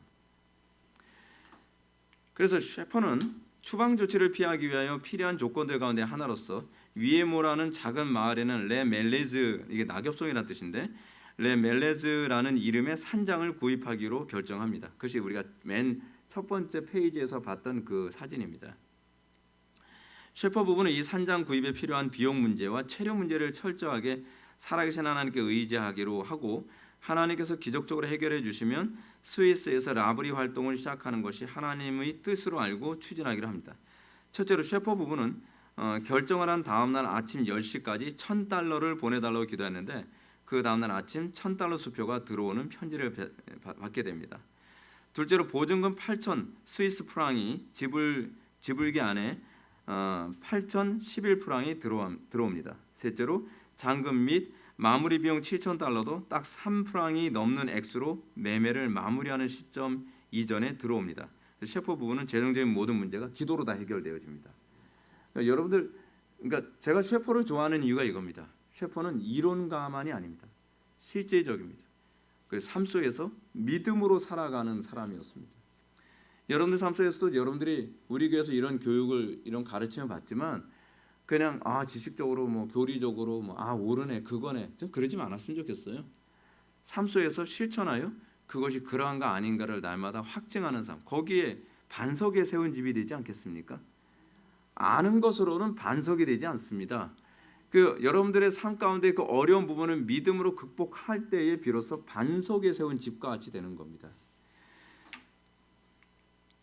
또한 셰퍼 가족은 전혀 예상하지 않았던 경로를 통해서 체류허가 문제에 도움받게 됩니다. 셰퍼는 베른에 있는 한 미국 영사관의 탄원서를 접수하고 인터뷰를 했는데, 영사는 인터뷰를 통해서 셰퍼가 펜실베니아의 저먼타운 고등학교 동창임을 발견합니다. 되게 신기하죠. 인터뷰를 하는데 거기서 저먼타운 고등학교 동창을 거기서 만난 거예요. 아니 동창, 아니 어떻게 여기 있어 서로가. 그러면서 셰퍼가 그 동창을 통해서 이 체류 문제가 적극적으로 해결되는 거죠. 또한 레 멜레즈 산장 이웃에 사는 두 자매가 이디스에게 와서 사건의 자초지종을 이제 물어봅니다. 이 개종한 자매들이죠. 천주교에서 개종한 자매. 이 자매들의 형제가 스위스 대통령이었고 다른 이웃의 아저씨가 베른시 외삭과 수장이었어요. 그냥 빼기 그냥 끝내주는 거죠. 그의 조카가 셰퍼의 체류 허가를 최종적으로 승인하는 도장을 찍는 자리에 있었던 거예요. 대통령, 외삭과 그리고 체류 허가 최종 도장 찍는 사람, 이게 완전 삼박자가 딱딱 맞은 거죠. 그래서 이 세 사람을 통해서 정말 의도하지 않게 이렇게 일이 연결되어진 겁니다. 마침내 셰퍼 가정은 1955년 6월 21일에 추방 명령을 무효화시키고 체류를 허가받는 결정을 남긴 여권을 받게 됩니다. 그래서 셰퍼는 또다시 하나님이 살아계신다는 확신을 갖고 힘있게 라브리 사역을 추진할 수 있게 되었습니다. 셰퍼가 쓴 거기 계신 하나님, God who is there 같은 경우도요. 어떻게 보면은 뭐 굉장히 이론적이고 철학적인 책처럼 보이지만 사실은 체험에서 나온 책들입니다. 제가 로마서 강의를 하면서 여러분한테 말씀드렸던 것처럼 로마서는 단순히 이론서가 아닙니다. 로마서는 체험입니다. 바울 자체가 자신이 하나님과의 관계 안에서 어떻게 성경적으로 이런 관계가 가능한가를 로마 교회에게 편지로 보낸 겁니다. 셰퍼의 글을 보면 저는 셰퍼의 글에서 이 사람의 체험을 느끼게 됩니다. 가슴이 뜨거워져요. 제가 바빙크를 굉장히 좋아하는 이유가 거기에 있습니다. 카이퍼와 바빙크의 차이가 뭐냐면 카이퍼의 책을 읽으면 굉장히 이론적이고 굉장히 철학적입니다. 근데 바빙크의 책을 읽으면 문장 하나하나나 단어 하나하나에서 야, 이 사람은 이거 진짜 체험한 사람 같다. 그걸 제가 느껴요. 근데 그것이 우리가 생각하는 그 소위 교리고 그리고 그 신학들입니다. 그래서 성도들은 신학적이어야 된다고 저는 믿습니다. 왜 신학적이어야 되느냐? 여러분들은 우리 교회 오기 전에 철학적이었거든요. 철학적이었던 여러분들은 신학적으로 바뀌어야만 합니다. 그래야 우리가 세상을 어떻게 해석할 것인가를 이제 눈이 보이게 되는 거죠. 그래서 셰퍼는 하나님이 살아계신다는 확신을 갖게 되고요. 셰퍼는 비로소 라브리 4대 운영 원칙을 정하게 됩니다. 라브리 4대 운영 원칙, 뭐 우리 주보에 이제 적혀 있는 게 이제 그 내용들이잖아요. 첫째는 재정적 물질적 필요에 대해서 사람에게 후원금을 요청하지 않고 기도로 하나님께만 알린다. 우리 첫 번째 회복의 교회 4대 기도 원칙이 첫 번째 이거 아닙니까? 모든 필요를 사람에게 의지하기보다는 하나님께만 아랜다. 두 번째, 하나님께서 스스로 택한 사람들만 오게 하고 나머지는 가까이 오지 못하게 하시도록 기도한다. 우리도 그렇죠. 공동체 하나님께서 택한 사람들만 보내주시기를 기도한다. 셋째, 인위적으로 미래를 계획하지 않고 하나님이 이를 계획하시고 그 계획을 펼쳐 보여주시도록 기도한다. 우리 교회는 이렇습니다. 장래일을 계획하지 않고 하나님께서 이를 계획하셔서 날마다 그 계획을 나타내 보이시기를 기도한다. 그래서 우리 교회는 예산은 없고 항상 결산만 있죠. 우리는 우리가 계획하지 않습니다. 돈 쓰는 것도. 그래서 우리는 예산이 없습니다. 우리는 결산만 있습니다. 결산은 하나님께서 하시는 결과를 우리가 나누는 것뿐입니다. 그리고 넷째로 일상적인 통로로 간사를 간청하지 않고 하나님께서 스스로 택하신 간사를 보내주시도록 기도한다. 이걸 우리 교회는 이렇게 표현했습니다. 하나님께서 사역에 필요한 동역자들을 보내주시기를 기도한다. 이것이 우리 교회가 추구하는 기도의 4대 원칙입니다. 자, 라브리 사역의 시작을 한번 보시겠습니다. 로잔 대학교에서 공부하기 시작한 큰딸 프리실라가 로잔 대학교의 대학생들을 라브리로 초대한 것을 시작해서 대학생들이 라브리로 몰려들기 시작을 합니다. 왜냐하면 대학생들 중 상당수가 어떤 철학적 고민, 어떤 실존적 고민, 인생의 고민들이 굉장히 많거든요. 근데 이제 프리실라가 이제 자기 친구들한테 그런 거죠. 야, 우리 아빠하고 한번 대화 한번 해봐. 우리 아빠가 너의 인생에 좋은 길을 제시해 줄 수 있을 거야. 그래서 우리 아들들은 그렇게 좀 전도해서 데려와서 얘기를 하기 시작을 하면서 한 명씩 어떤 실존의 문제, 삶의 문제가 성경으로 해석되어진다는 것에 굉장히 충격을 받기 시작을 합니다. 그래서 다른 많은 친구들을 데려와서 저는 라브리 사역이 좀 의도하지 않았던, 처음부터 그렇게 하려고 한 건 아닌데 젊은 아이들이 오면서 인생의 문제를 해답을 얻는 일이 자꾸 생기기 시작을 하는 거죠. 이들은 라브리에 와서 기독교 신앙과 문화에 관련된 다양한 질문들을 셰퍼에게 쏟아놓았고 셰퍼는 이 질문들을 경청하고 답변하였으며 예배와 성경 공부를 인도하였습니다. 이런 과정을 통해서 많은 사람들이 기독교로 개종을 하죠. 라브리에 온 사람들은 철학과 신앙은 별개로 생각하는 경우가 많았습니다. 철학은 유기를 위한 것이고 신앙은 일요일을 위한 것이라고 생각하고 양자를 연결시키지 않았고 연결시키는 방법을 몰랐습니다. 우리 교회가 가는 방향과 되게 비슷하죠. 우리 교회는 신학이 결코 일요일을 위한 것이 아니라고 저는 믿는 바입니다. 신학은 7일을 위한 것입니다. 월요일부터 주일까지 전체의 삶을 위해서 필요한 것이 신학이고 성경이고 교리적 체계지 일요일을 위한 신학이 아니란 말이에요. 이건 전형적인 이원론이거든요. 많은 사람들이 교리를 배우는데 교회에서만 필요한 거라고 생각하는 거예요. 아닙니다. 제가 설교하면서도 수도 없이 반복하는 것처럼 여러분들의 가정에 적용해야 되고 여러분들의 직장 생활에 적용해야 되고 여러분들의 모든 관계에 적용을 해야 되는 것입니다. 그래서 저는 바울의 말을 믿습니다. 철학은 초등학문에 불과합니다. 그리고 신학이 이 모든 것을 보다 훨씬 우월합니다. 그래서 우리가 이 신학을 또는 성경을 우리의 삶에 적용하는 것, 그것이 이제 셰퍼가 가지고 있는 입장이었습니다. 그래서 모든 질문, 정치나 경제나 사회나 문화나 예술이라든지 모든 영역에 대해서 궁금해하고 고민하는 영역에 대해서 성경적으로 성경적 체계로, 성경적 체계가 뭐라고요? 반틸이 얘기하는 것처럼 조직 신학이거든요. 성경적 체계로 그들에게 다 설명하고 납득시키고 그리고 성경으로 그들을 초대하는 것입니다. 라브리 사역을 통해 변화된 두 사람이 있습니다. 한 사람은 어스기니스입니다. 어스기니스는 런던 대학 출신으로 라브리에서 5년간 지나면서 개종하고 훈련받은 후에 영국으로 돌아가 옥스퍼드 대학교에서 박사학위를 받고 저명한 복음지학자가 되었습니다.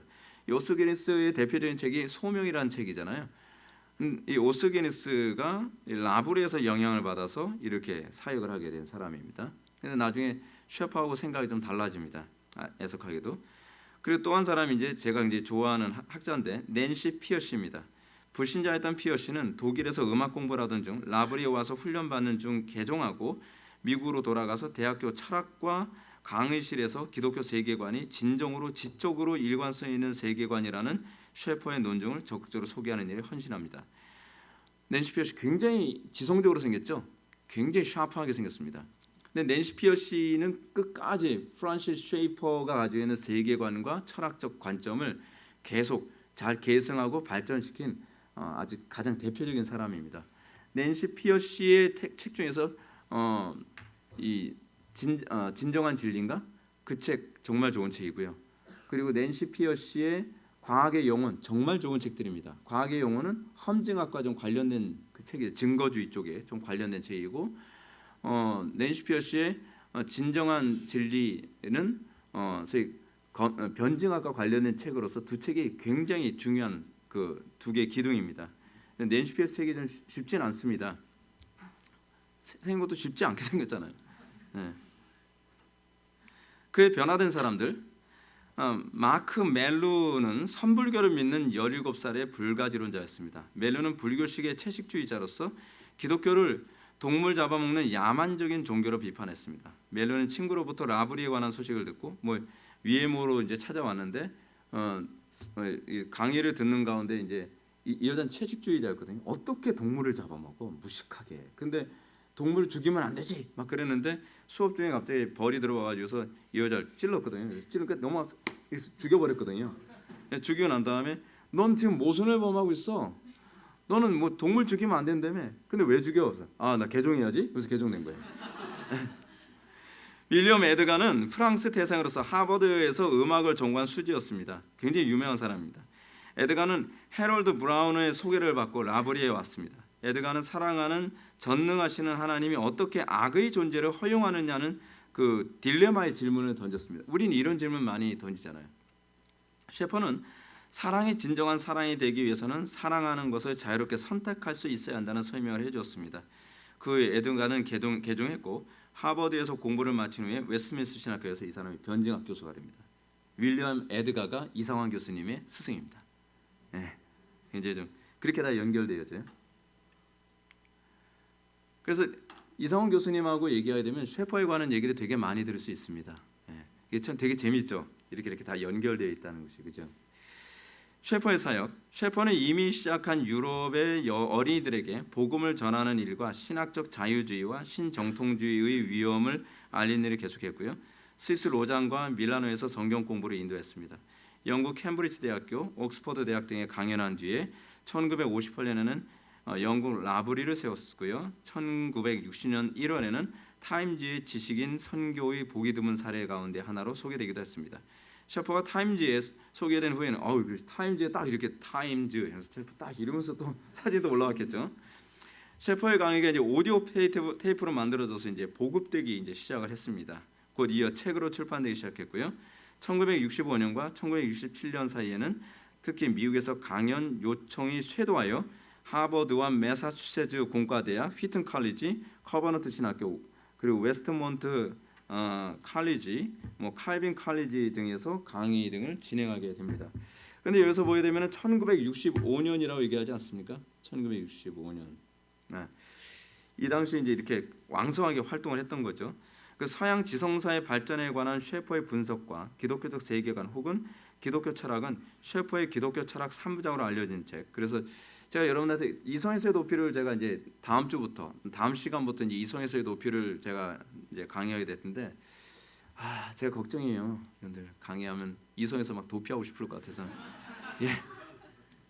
좀 어렵긴 하거든요. 어렵긴 한데 그래도 어른들은 그래도 들어줄만 하실지 모르겠는데 애들이 도피할까봐 좀 걱정이에요.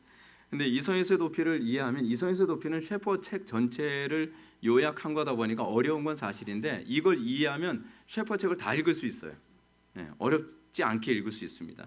이성에서의 도피, 실제하시는 하나님, 실제하시며 침묵하지 아니하시는 하나님에 집중되어 있습니다. 이 세 가지가 셰퍼의 대표적인 저작들입니다.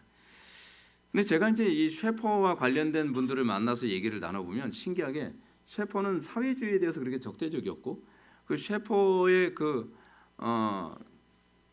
책 중에서 기독교 선언이라는 책이 있는데 기독교 선언에서는 공산주의가 얼마나 위험한지에 대한 경고를 했음에도 불구하고 셰퍼를 강의하고 셰퍼를 추종한다는 분들이 다 사회주의에 그렇게 몰두하고 있는 거 보면서 셰퍼를 어떻게 읽고 계신지 전혀 모르겠어요.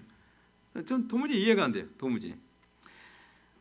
셰퍼는 기독교에 대한 궁극적이고 가장 설득력 있는 변증은 논리적인 변증보다 사랑의 증시임을 항상 잊지 않았습니다. 그래서 제가 여러분한테 말씀드린 것처럼 셰퍼가 관심을 갖는 것은요 윤리적 실천입니다. 사실은요 실천되지 않은 진리는 사실은 피상이라고 생각을 하는 거죠.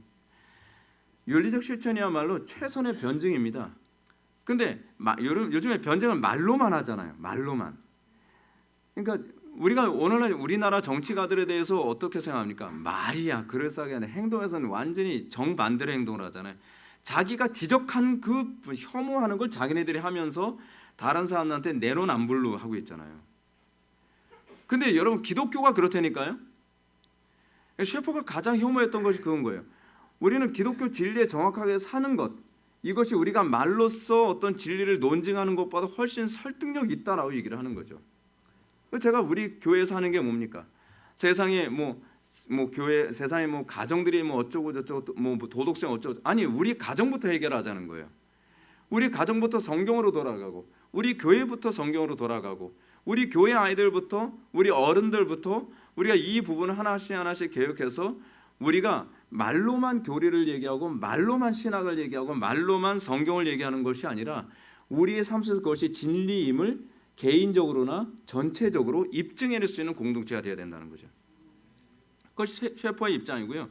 저는 셰퍼의 입장을 지식으로만 받는 것이 아니라 그대로 제 목회 사역에서 실천하고 싶은 겁니다.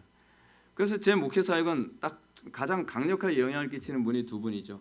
강단의 설교는 로이드 존스 목사님처럼, 그리고 목회 사역의 이런 여러 영역들은 프란시스 셰이퍼처럼 저는 그것을 아직까지는 계속 일관성 있게 유지하고 있는 거라고 저는 생각을 합니다.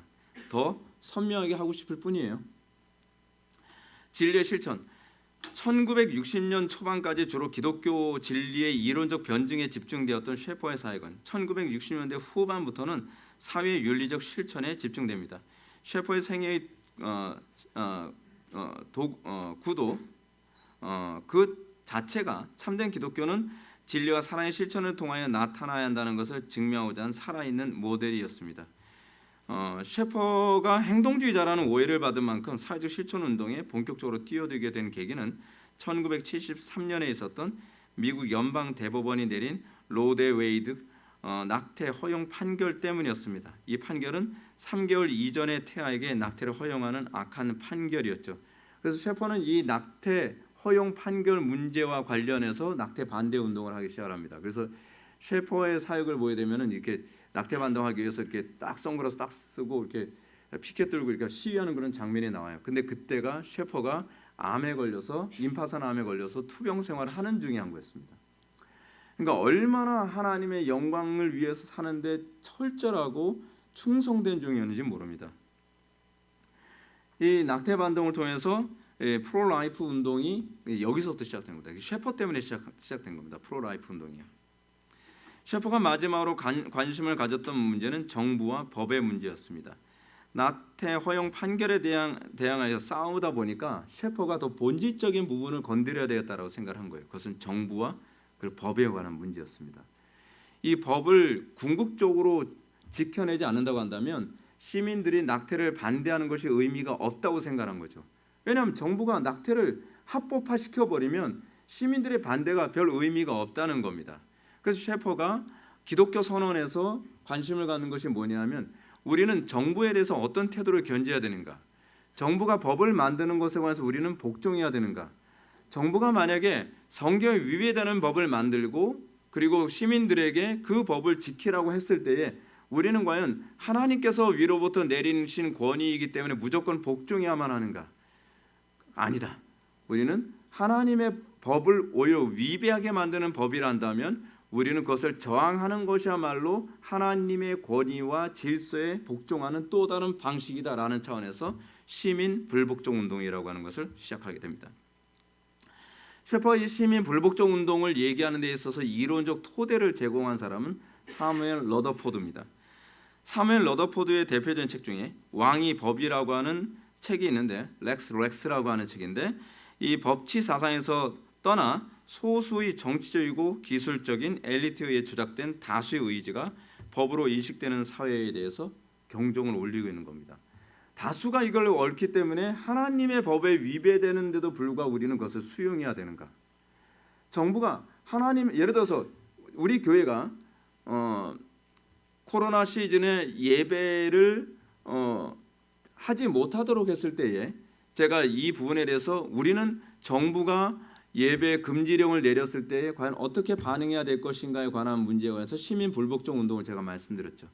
제가 말씀드린 시민 불복종에 관한 문제는 사무엘 러더포드의 입장, 법이 곧 왕이라는 그 입장과 어울려서 칼빈의 기독교 강요 4권 제 20장에 관한 국가와 교회에 관한 문제를 제가 염두에 두고 이 문제를 성도들한테 많이 설교했었습니다.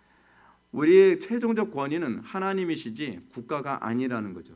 우리가 국가의 법에 충성하고 우리가 국가의 법을 따라야 되는 것은 그 법이 하나님을 섬기도록 할 때 그리고 하나님의 법을 존중한다고 했을 때 우리가 따라야 되지만 만약에 그 법이 하나님을 대적하게 만드는 법이라고 한다면 칼빈이나 그렇지 않으면 셰퍼나 러더포드는 그것은 하나님을 대적하게 만드는 악마의 법이라고 그렇게 보는 겁니다. 그래서 때로는 우리는 그럴 때에 불복종하는 것이 또한 하나님께 대한 복종으로 보여질 수 있다는 것이죠. 셰퍼는 그래서 만일 정부의 정책과 행동이 법에 어긋난다고 판단되면 기독교인의 힘의 행사를 포함한 시민 불복종까지도 불사해야 한다라고 말했습니다. 이와 같은 셰퍼의 정치 사상은 기독교의 선언, 기독교인의 선언이라고 하는 책에 잘 나타납니다.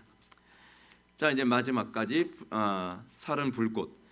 1978년 임파선암 진단을 받은 후 그는 대서양을 오가며 약물 치료를 받으면서도 영화 제작, 5권으로 된 전집 교정 및 출판, 세미나 강연을 쉬지 않았습니다. 엄청나지 않습니까?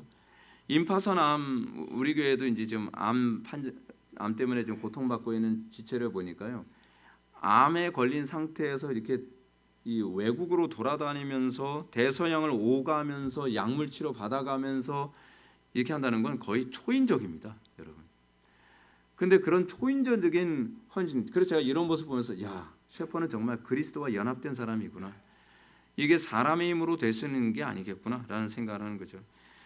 셰퍼는 그렇게 하면서 전집을 출간합니다. 그리고 1983년 낙태 시술에 항의하는 피켓 행렬에 참여한 셰퍼는 몇 주 후에 무의식 상태에서 스위스 마요 병원에 입원합니다.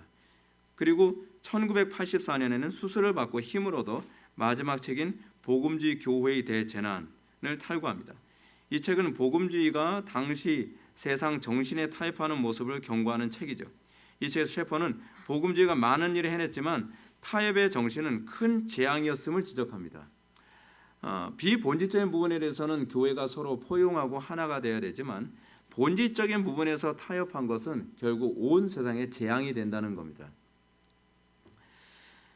수개월 동안 이제 정맥 주사로 인해서 파열된 정맥 때문에 가슴에 이제 새로운 관을 이식시키는 수술을 받은 고통 속에서 1984년 3월 혈관 주사를 맞고 7주간에 걸친 마지막 강연 여행을 나섭니다.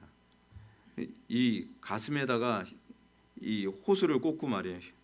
그리고서 이 7주간에 걸쳐서 강연 여행을 나가는 거예요. 이건 진짜 자살행위입니다. 자살행위. 그런데 돌이킬 수 없을 만큼 병세가 악화된 셰퍼는 3월 달에 그렇게 강연을 7주간 하고 그래 돌아와서 5월 15일 로체스터 자택에서 소천암으로 진리 증거와 실천의 일관성 있는 생애를 마감했습니다. 그의 모습 자체가요, 정말 하나님이 함께하는 자는 어떨 수 있는가, 그리고 하나님은 살아서 역사하시는 분이시라는 것을 그 죽는 그 순간까지 입증하는 삶을 살았습니다. 하나님께서 함께하지 않으면 불가능한 삶, 그것이 그리스도인의 삶. 그리고 거기 계시며 여전히 말씀하고 계시는 하나님이 우리에게 이런 식으로 말씀하고 계신다는 것을 보여주고 있는 것입니다. 그래서 제가 이제 여러분한테 그런 얘기를 했었죠. 제가 지난번에도 이 셰퍼의 생애에 관해서 제가 말씀드려서 그런 얘기했습니다. 셰퍼의 딸이 아버지가 이제 돌아가실 때가 자택에서 소천하셨거든요. 자택에서 임종하셨습니다. 자택에서 임종하시는데 이제 연락을 받은 거죠. 딸은 외국에 있는데, 야, 이제 아빠가 이제 오래 못 사실 것 같다. 이제 아마 이름이 수잔이었던 것 같은데, 네가 와서 마지막 임종하기 전에 아빠 얼굴 한번 좀 보아야 되지 않겠니? 해서 급하게 비행기를 타고 이제 아빠가 누워 있는 침상으로 갑니다. 그래서 그 눈 감고 잠들어 있는 아빠를 이제 깨우면서 아빠, 딸 왔어요. 그래서 이제 흔들어 깨우니까 셰퍼가 눈을 뜨자마자 하는 얘기가 지금 몇 시지? 왜요? 나 강의 가야 되는데 너 강의 온 거 좀 준비 좀 해줘라. 그러니까 딸이 울면서 그런 얘기하는 거죠. 이 얘기가 떠오르냐? 아빠 더 이상 공부하지 않으셔도 돼요. 이제 쉬셔도 됩니다. 이제는 수고하셨습니다. 그러면서 셰퍼가 그 얘기 듣고 눈을 감고 쉬듯이 세상을 떠났다는 겁니다. 이 모습에서는 루터를 또 보게 됩니다. 루터가 일평생 1000권이 넘는 책을 쓰고, 그리고 그러니까 일주일에 6번을 강연을 하고 5번을 설교하고, 여러분 그게 제가 보기에는 거의 초인적입니다. 그건 사람 힘으로 할 수가 없습니다. 그렇게 바쁘고 힘든 가운데서도 책 쓰고 전도하고 설교하고 강연하고 너무 고생을 많이 하니까 루터가 온 몸이 병이 없는 곳이 없었다 하잖아요. 종교 개혁자들은요 다 걸어다니는 종합병원이었습니다. 루터가 세상을 떠날 때 그 사람은 위암이 있었고요. 한쪽 눈은 멀었고 치질에다가 위궤양에다가 온몸이 지금 다 병든 상태에 있는 거예요. 그런 가운데서 마틴 루터가 세상을 떠나기 떠나던 그날 어느 교회에서 또 설교를 요청을 하는 바람에 루터가 너무 통증이 심한 상태에서 이제 마차를 타고 이동을 하고 그 다음에 또 배를 타고 이동을 해서 자기가 설교를 해야 될 곳에 갑니다. 루터가 정말 힘들게 그 아픈 고통을 참아가면서 설교를 하고 난 다음에 오후에 숙소로 들어가는데 통증이 너무 심해서 루터는 일어났다가 침상에 다시 누웠다가 또 앉았다가 그리고 침상 주변을 거닐다가 내가 너무 고통스러워서 못 찾겠다. 내가 너무 고통스러워서 못 찾겠다. 그래서 왔다 갔다 했다 그래요. 자, 우리 교회 이제 자매를 보면서 그 고통이 어느 정도인지 알만해요. 그 당시에는 진통제도 마땅치 않잖아요. 너무 고통스러우니까 루터가 일어나서 또 거닐다가 너무 아프다. 그런 가운데서 침상에 누워서 조금씩 잠이 들고 그래서 세상을 떠납니다. 정말 성경이 우리들에게 얘기하면 우리가 그리스도와 연합된 사람들에게 나타나는 부분이 뭐냐면 죽도록 충성하는 겁니다. 예수를 믿는다는 건 종교적 낭만이 아닙니다. 하나님을 믿는다고 하는 건 그냥 신용이 아닙니다. 그리스도의 그 삶에, 그 십자가의 삶에 그대로 연합되어져 사는 삶. 참 아름답습니다. 셰퍼의 생애에 대한 평가를 한번 보시겠습니다. 개종한 이후 셰퍼가 마지막으로 붙들던 화두는 하나님의 실제의 문제였습니다. 하나님은 과거에 살아계셨고 미래에도 살아계신 뿐 아니라 현재도 살아계신 분이십니다. 진리는 하나님이 살아계신다는 사실입니다. 진리가 사실이라면 이 사실은 믿는 자들의 모든 삶의 영역 안에서 드러나야만 합니다. 개인의 경건 생활과 교회를 통해서도 드러나야 하고 사회적 삶의 영역에서도 드러나야 하고 또 드러나게 되어 있습니다.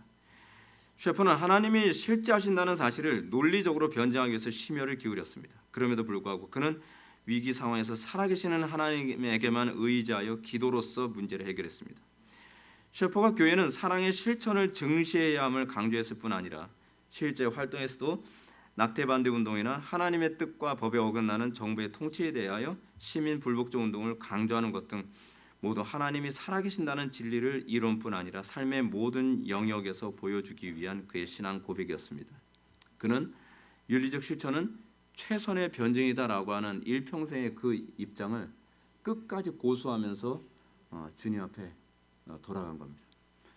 우리가 셰퍼를 다시 한번 우리 신앙의 선배로서 셰퍼를 묵상하면서 신앙이란 무엇인가, 그리고 예수를 믿는다는 것은 이론인가, 지식의 문제인가, 아니면 실제적인 문제인가에 관해서 다시 한번 생각하시고 우리의 삶 속에서 하나님의 살아계심을 실제적으로 드러내지 못하는 부분에 대해서 회개하고 그 회개는 곧 그리스도에게 연합되는 것을 의미한다 그랬죠.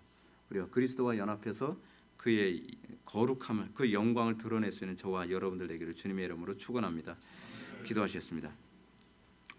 사랑이 많으신 하나님, 하나님께 헌신되었던 한 인물의 생애를 돌아보고 또 그분의 임종에 관해서 살펴볼 때에 우리에게 너무나 감격적이고 너무나 놀랍고 너무나 아름답고 너무나 감동적입니다. 아버지 하나님, 우리의 삶이 그런 감동적인 정말 아름다운 삶으로 점철되어질 수 있도록 은혜 베풀어 주시고, 우리가 하나님의 영광을 위해서 살아가는 것이 이론적으로만 말만 무성한 삶이 아니라 사랑을 실천하고 그리고 윤리적 그 실천을 통해서 우리가 최선의 변증의 삶을 살아가는 우리 회복의 교회 모든 성도들이 되게 하여 주옵소서. 예수님의 거룩하신 이름으로 기도올옵나이다. 아멘.